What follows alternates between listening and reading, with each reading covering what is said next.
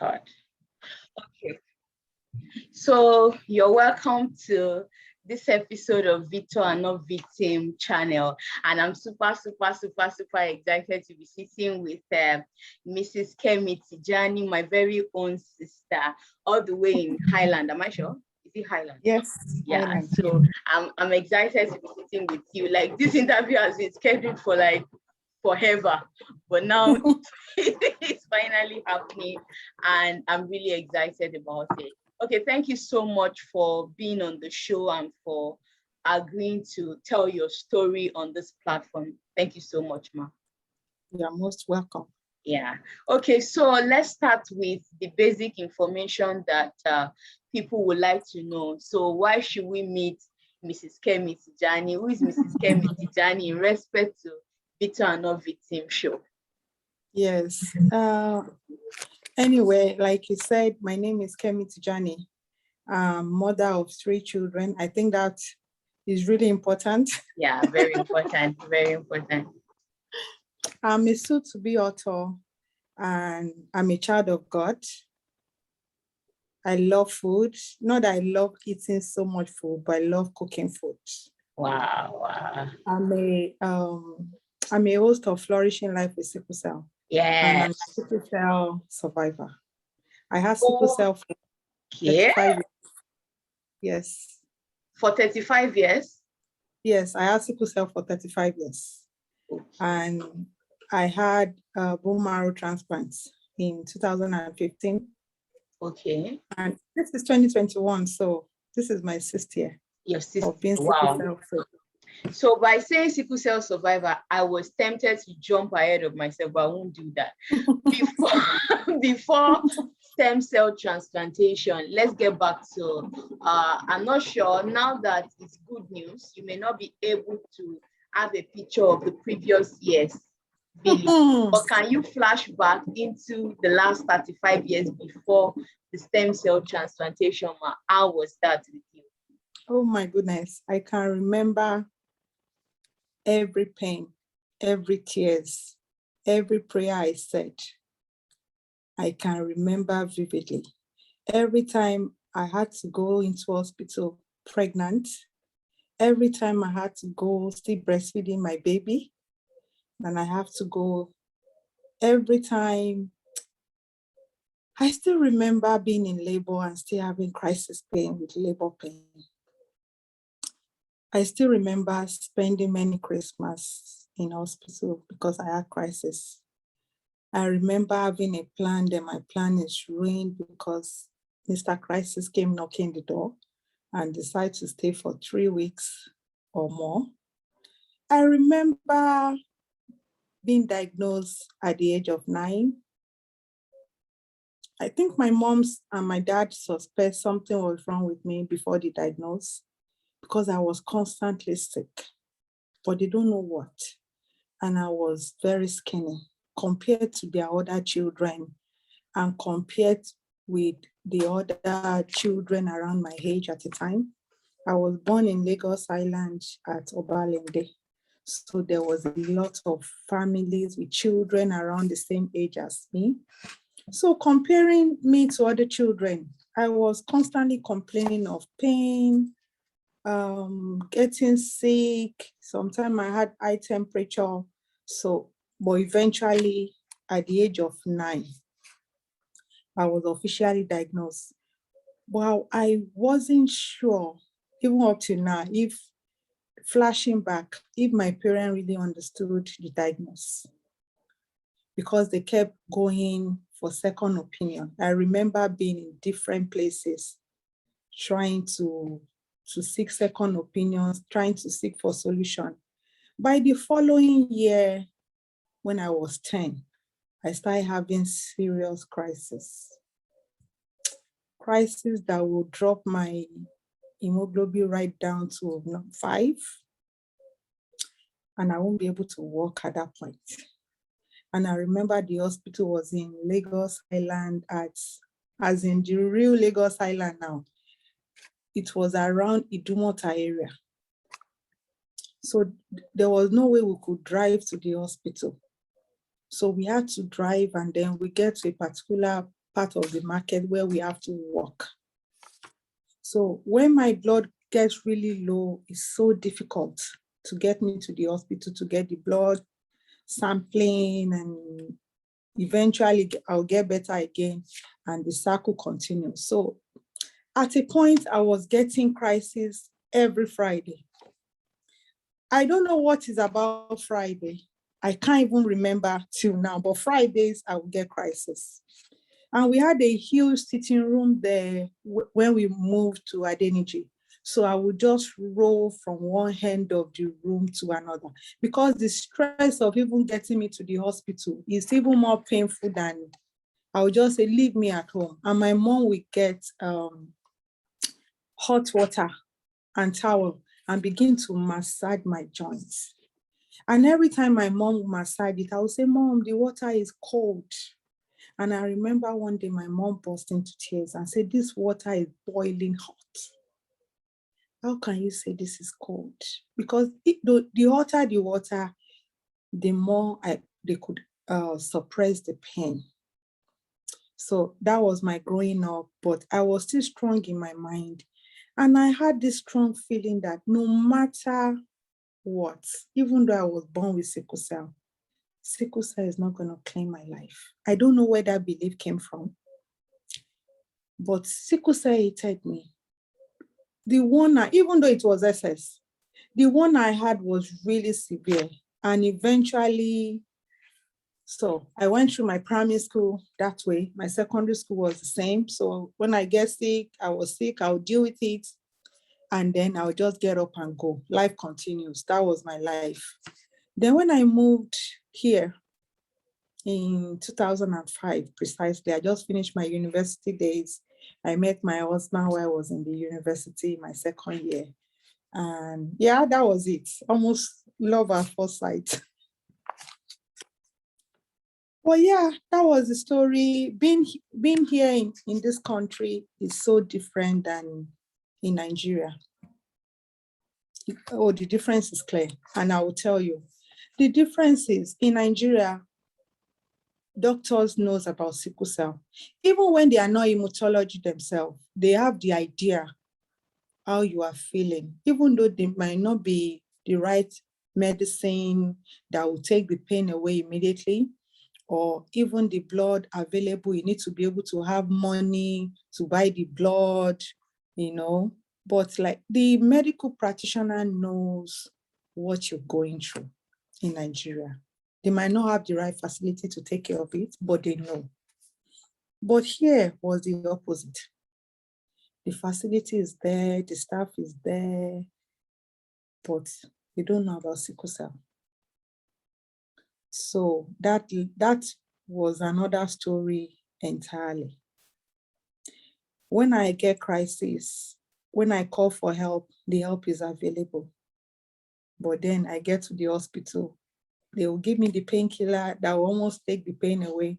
But then if the pain comes again, and I meet staff that don't know about sickle cell, where they only read about sickle cell, maybe like a chapter in their medical book about sickle cell, and they haven't seen a sickle cell patient before. It's almost so hard to comprehend. Look at me, Fumi. If being a grown-up woman crying without a broken leg, without you bleeding, or any visible pain, nothing, and I'm crying, people don't understand why. It's almost as if you're seeking attention. And when you tell them what to do, it's almost as if you are abusing drugs, you are abusing medicine. So that is one of the biggest challenges I faced here. And yeah, that was my journey. Every month I had crisis. Every day I had pain. When I say every month I have crisis, that means every day I have pain. The pain I can't handle at home myself is the pain that takes me to the hospital. And that is the one I name officially crisis. But every day I have pain. From bending down to picking something on the ground, to trying to to cook, and move around. I couldn't commit to any education. I couldn't do any work. It was really, really bad. It was the type of sickle cell I had. It got to a point I said, no, life has to be more. Life has to offer me more because I wasn't living.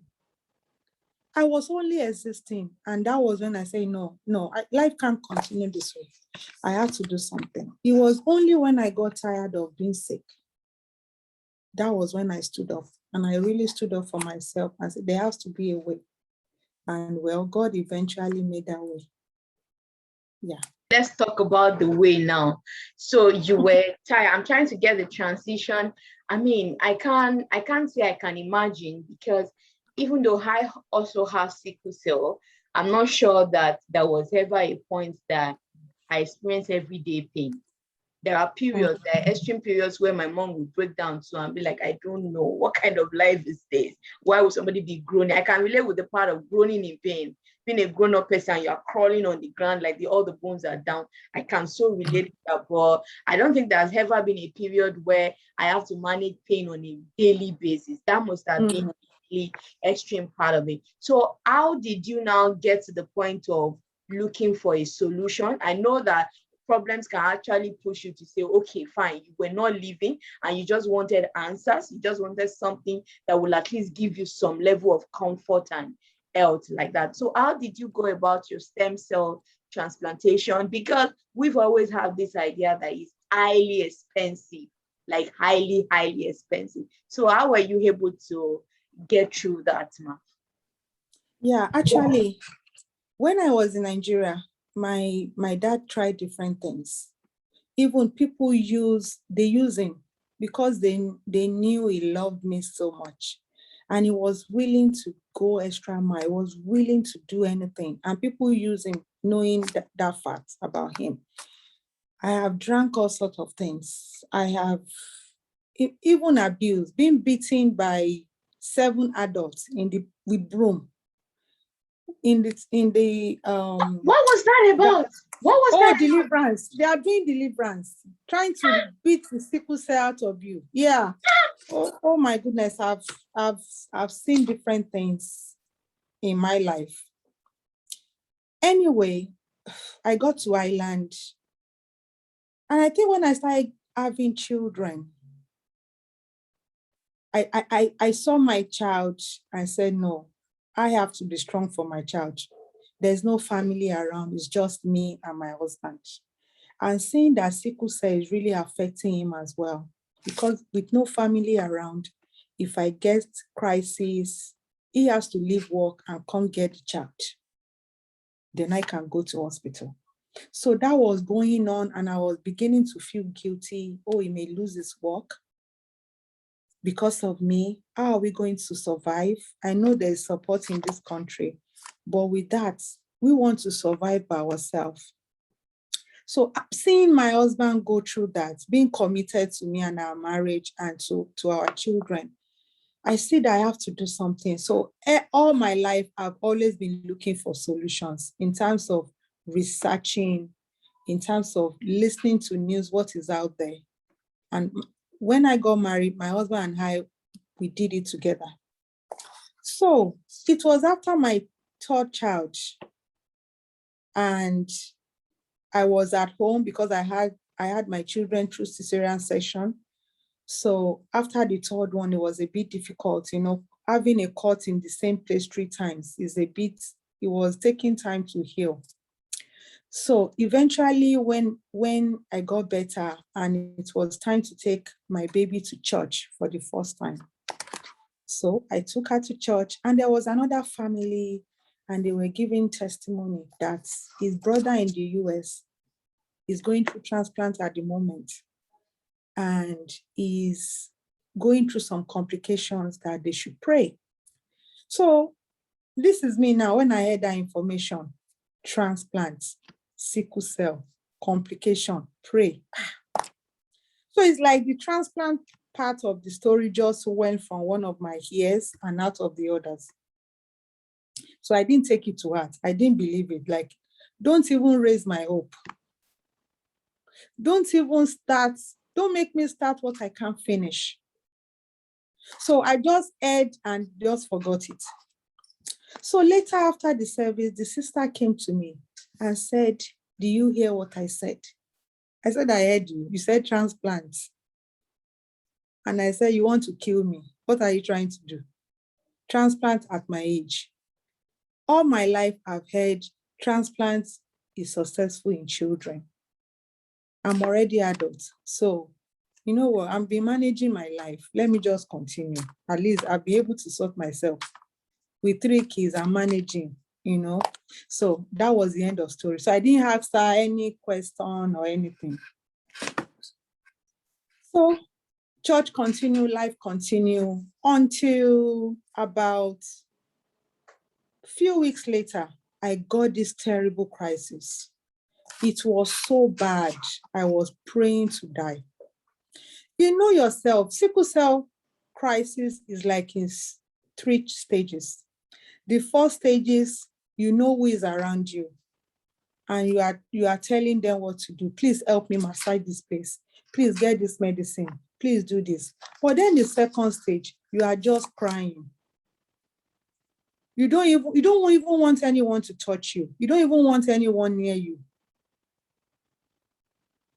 But then the 3rd stage, you are going through so much pain. And it's as if you are in a world of your own and you are just shut in it with nobody available there. And you are just telling God, God, take me, I'm ready. If you just take my life and make this pain end, take it. That was the one I experienced. And I was praying, God, I've had enough of this. And I was taken to the hospital. I got the regular thing I got, which is the oxygen, strong painkiller, like combining through 2 strong painkillers. I got blood immediately. I got IV flu continuously. You know, I got everything they could do to help. I got better. Then exactly 2 weeks after, with that, I went home about 3 days after. Then exactly 2 weeks after I got that painful crisis, I got another one. Another one was equally bad. And with that, when I got to the hospital, they couldn't bring that pain down. I was in hospital for 3 weeks, taking painful pain medication every day, like almost every 4 hours to control the pain. It was during that time, that was when I stopped breastfeeding. I think it was around 4 months after having my baby.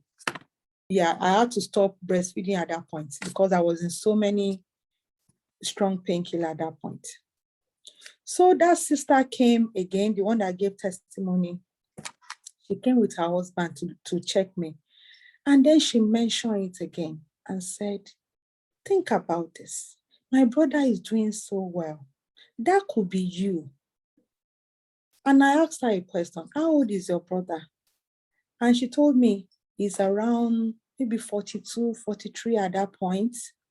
And I said, at least that one is still older than me at that point. So she only gave me and I asked her what's the name of the hospital. She now gave me the abbreviation, not even the full name. She just said NIH. And immediately they left. That was all the information she gave me. Immediately they stepped out of the room. I took my phone and I typed in NIH on Google. That was it.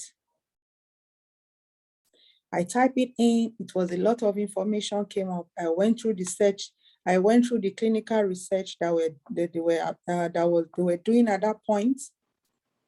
So I typed in transplant for sickle cell in the search, and a lot of information came out, which some of the protocol says close, recruiting, close with results, close pending, all that kind of thing. So I picked the one that was open.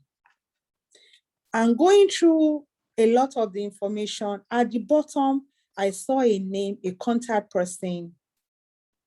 So I wrote that down. I find a nurse in the hospital. I got their pen and paper. I wrote that down. And I started calling that number from the hospital because at that point, I was fed up. I was tired. I said, life has to be more. Like, even at that point, I couldn't just point to any success I've achieved in my life. The only thing I could point to is I'm married and I have children. For a woman, being married and having children is nothing. Your life is more than that. And I said, with so many things the Lord has deposited in me, I've not expressed any of it. And this sickle cell is just like a wall around me, crunching on me. I couldn't escape from it. I couldn't run away.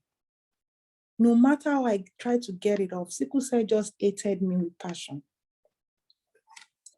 So there was no luck getting the person to pick up the phone. It was just ringing every time. And when I got home, when I got discharged, I still continue ringing that number until one day somebody said hello. I think that was a breakthrough moment. In fact, when the person said hello, I almost fell on the ground because I've been calling at that point for almost 6 weeks. Just calling day and night. And it was later I got to find out because of the time difference, I probably was calling at the wrong time when they are not there. And then because the nurses move a lot, they don't just sit down in their office. So that was why I was missing them. So persistent works. It does work. And that was it. The nurse was so nice. Yeah, that was the beginning of the story. Yeah.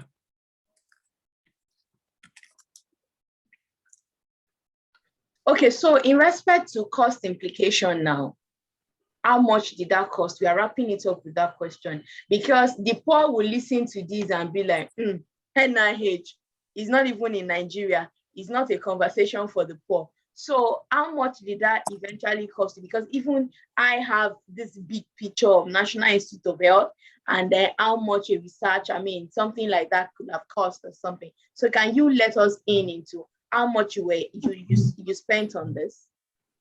That was one of my first questions to the lady. And I said, how much is it going to cost? And she said, and let me tell you something. And at that point, I was willing to pay any cost. It's not because I have the money. Just picture it for a moment. I didn't have any education in this country at that time. The only education I had was banking and finance in Nigeria, in Lagos State University. And I started ACCA program when I got here, but I couldn't finish it because I was constantly falling sick. So one thing that was going on in my mind was, if I have to go to TV and radio, whatever I have to do to raise funds, I'm going to do it. I'm just tired of living my life this way. Even if I have to die trying, I'm going to do it. So before I answer that question, whoever is watching me and you are sick enough, don't put the price first and say, oh, me, I can't afford it, it's not for me. Don't have that mindset. Don't have it. Because to tell you, it was for free. I did not have to pay a dime. All I did pay for was getting myself to the hospital and my donor. That was what I had to pay for, getting myself there. And I paid for our accommodation because we were there for 6 months. So we rented a room and I paid for that. And what else did I pay for? I paid for, at one point, they did take care of our transportation from going from our rented apartment to the hospital. And for the majority of time, I was on admission. Anyway, my sister was in the apartment. So I did not pay for it. I know it cost a lot of money. I'm not quite sure how much, but God is so good. God is so good. And God doesn't, I won't say God love me more than you, for me. And I won't say God love you more than me. God is a God of all flesh. Call on him, he will answer. If you are sick enough, because all my life, sometimes, the sickle cell crisis, sometimes you even grab your voice, you can't even speak. And I'll be saying in my mind, God help me, God help me. Sometimes that is all I could say. And help came forth. Eventually it did. Glory to God. So I want to know, what are the complications to look out for? Because people are concerned. You were thinking about age. You were like, they want to kill you. All right. So people have different misconceptions about transplantation till now. So what are like the possible complications that you heard from the person that did it first before you? Then personally, from your own story, what were the complications that you experienced? Complication. To be honest, I just try to think now in my head. It was a big sacrifice. Definitely, I was away from my family for 6 months. I was away from my baby. My baby was just 14 months at a time. I was away from my 2 other children, my husband. Yeah, that was a big sacrifice. And with chemotherapy, I got chemotherapy and radiation to keep my own bone marrow before I could get my sister, she is my donor. And before I could get her own donor and my donor cell. So I went through chemotherapy. So chemotherapy right now, I can still feel it in my skin. My skin is more sensitive. So if it's really sunny, I have to put on sun cream, even though we know the white skin puts sun cream here, but I have to use it as well because of what I've went through because of transplants. So my skin is more sensitive. A lot of people lose their hair with chemotherapy, but I didn't lose my hair. Even the doctor said, what kind of hair do you have? But what happened was, because the doctors are so knowledgeable with what they do, every week they tell me what's going to happen. And I remember that particular week they told me, if you are going to lose your hair, it's going to be this week. And I thought, oh, I have braids, it's going to protect my hair. They say, forget your braids, it's going to fall out with the braids. Yeah, but I did not lose my hair. Wow. Yeah, I did not. But by the week I was supposed to start growing my hair back, for some reason, my body thought I had lost my hair. So another hair was growing in the same, follicle? Was growing in the same spot I had hair. So at that point, I got so much pain in my head and I was admitted back to hospital. But with painkiller, I got shampoos to wash my hair and painkillers. I think I was in hospital for like a few days, but I eventually cut my hair because like having one hole growing through hair became so painful. So it was after I got home that I made that decision to cut, because my hair was very long at the time. So I think my hair was at its best before the transplant. So I was so reluctant to let go. But eventually when I came back the following year, I said, no, I'll have to let go. So because I was getting pain, so I had to cut the hair. Another thing I went through was before I got my donor cells, my body was put on menopause. So in order to prevent my reproductive system from being damaged by chemotherapy and radiation. So what the doctor did was so clever in the sense that it almost puts my reproductive system into sleep. So they are not active. And by the time chemotherapy and radiation pass through, it doesn't have a huge effect on it. So my body was in menopause for a year, exactly 1 year. I got my period back.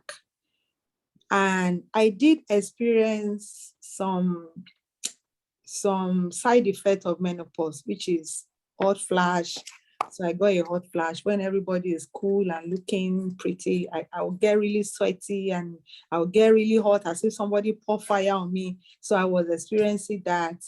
And also I did cry a lot, and I don't know why I would cry for little things. I would just, the doctor would come and see me and I'll be thanking them for what they did and changing my life. And before you know it, I'll be so tearful. I'll be crying and crying like a baby. So I became really tearful. But then as soon as I got my period back and everything All back of to that normal, went down. all that So disappeared. we talk about something in science. We say risk versus benefit. Yeah. So you talk to me now. How would you say you weigh the risk versus benefit of the stem cell transplantation? Is it worth it? Oh my goodness.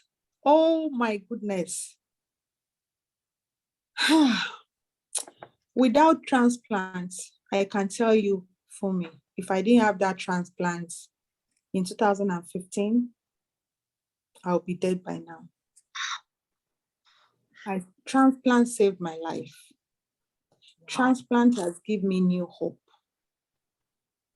I can do what I do now because of stem cell transplants. Wow. My life has been transformed. Look at me now. Look at me. Wow. I will send you what I'm going to do in my book. I'm going to put a picture of before my transplant. Before and the after. I think that will doing the transplants and after. And you have pictures of during the transplant? I have. Oh, yeah. That would be so nice. I can't wait to see it myself. Yeah. Wow. And let me tell you, the transplant itself, I think everybody needs to hear this. The transplant itself is so easy than treating a painful crisis. I got my stem cell almost as if I was getting IV fluids. It was just passed to my vein. And I remember that day they brought orange beside me and some candy, because I could taste it in my mouth. It almost tastes like a fresh tomatoes. I could taste the cells in my mouth. And then another thing I will tell you that I experienced, my taste bud change after the chemotherapy and radiation, because I didn't taste salt, I didn't taste pepper, so I wasn't interested in food. I did lost a lot of weight, but gradually my taste came back. I won't say my taste is the same as it was, but gradually I'm almost there. Wow, thank you so much. I am wrapping this up. I have learned a lot from what you're sharing with me. Mrs. Kemi, you share with me a story of persistence and a story of desperation. You wanted answers. You wanted solutions. You were so sick and you just wanted the answer. And this is what I see by virtue of the people I relate with. They just don't have the strength. They just don't have that morale to just keep up and say, and this is it, and then this is the possible solution that could come from it. They just feel like sickle cell has offered them a life, and they just relax and be like, whatever it is that happened. But you were desperate for answers. You were in search of it and you got it. Because what I have discovered about life is that answers are for those who look for it, actually. It's not commonplace. When you are looking for something, you definitely find it. And so I want you to use this to wrap up by sharing, giving counsel to people that possibly need answers to that same scenario, that same sickle cell. Encourage us. How can we be the very best of us with this disorder? I will go to the Bible, because the Bible has answers to everything. I remember this passage of the Bible where the man is already in bed with his children, and the neighbor came knocking, and he was knocking and knocking. The man answered from inside the house and said, "Go away, I'm already in bed with my children." The man answered, "Please, a man has come maybe a friend or a family member, I don't remember precisely. I have a visitor during this night and I need to give them bread. Please help me. And he kept knocking. The man refused to go away. And the Bible said his persistence of knocking made the man to get up from his bed and gave him as much as he wanted. Yes, that's the story of persistence. So I will say to you, whatever you are feeling physically, you need to be mentally strong. Don't let the physical weigh you down. Sickle cell is something else. Your spirit man is another thing. Never allow sickle cell to attack your spirit man, because your spirit man will keep you going even when your body is weak, even when you are going through pain. You can still say in your mind, God help me. I won't say this is my wisdom. I won't say it's because I'm smart or because I'm researching. I will say everything you already need is already in you. Everything you need to be who you are meant to be is already in there. You just need to channel the energy. Channel it. Don't let sickle cell put you in a box on whatever thing you're going through. Don't let it put it in a box. You can rise over it. You can rise and you can flourish, even with sickle cell. Wow, thank you so much, Ma. Thank you. I enjoyed this period. I am going to start my own research as well because I'm interested in it. Okay, thank you so much for sharing and thank you for your time, Ma. So I'll be glad to share this with our audience, and if there's any question, we may likely bring you back, and I hope you'll be willing to grant us that, Ma. Oh, definitely. If there is any question, definitely I am happy to answer your questions, and I'm happy to help you along the way. I'm happy to encourage you, to give you hope, and let my story inspire you as well. Information is power. The Bible says, my people perish for lack of information. Yeah. Who are you listening to as a sickle cell patient? Who are you listening to? Listening to information that can help you. I know it's not everybody that's going to do transplants. It's not they don't even have the capacity to do it for everybody. But if you are sick enough,